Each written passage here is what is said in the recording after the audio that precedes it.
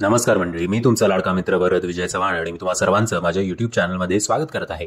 मंडळी, मी नेहमी म्हणत आलो आहे की मराठी सिनेमा हा लाटांवर चालतो. म्हणजे एक मोठी लाट आहे जी साधारणपणे 70 की 80 सालापासून चालू झाली आहे.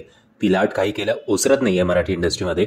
ती लाट म्हणजे अर्थातच कॉमेडीची लाट, दुसरी म्हणजे ऐतिहासिक सिनेमांची लाट आणि तिसरी म्हणजे फिल्म फेस्टिवल्सवाली लाट. चौथी लाट सैराट टाईप प्रेमकथा, लहान मुलं, शाळेतील किंवा कॉलेजमधली टीनेज लव्ह स्टोरी.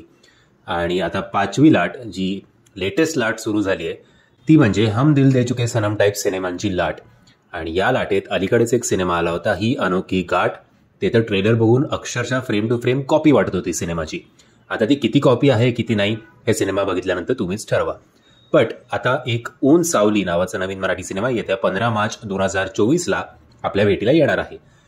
या सिनेमाच्या मेकर्सनी ट्रेलर खूप उत्तम प्रकारे एडिट केला.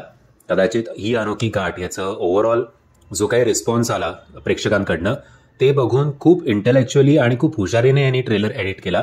पण चूक यांची एवढीच झाली की टीझरमध्ये त्यांनी सांगून टाकलं. टीझर रिव्ह्यू सुद्धा आपण केलाय, त्याची लिंक मी तुम्हाला खाली डिस्क्रिप्शन बॉक्समध्ये देतो.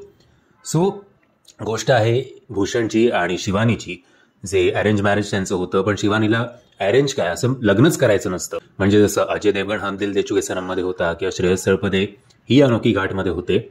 पुरुष खूप प्रयत्न करतोय की आपला संसार सुखाचा आणि चांगला होवो किंवा जास्तीत जास्त आपल्या पार्टनरला इम्प्रेस करण्याचा, तिला प्रत्येक गोष्टीच्या सुखसुविधा देण्याचा. पण काही केल्या ती मुलगी जी आहे, त्यांची जी पार्टनर आहे, ती जरा स्टबर्न आहे. तिचं मत या संसाराबद्दल एवढं अजून चांगलं नाही आहे. का? कारण तिच्या आयुष्यात तिसरंच कोणतरी होतं किंवा आहे. आता ऊन सावली याची ट्रीटमेंट पूर्णपणे वेगळी वाटते ट्रेलर बघून पण आणि टीझर बघून पण. जसं ही अनोखी गाठच्या बाबतीत होत नव्हतं.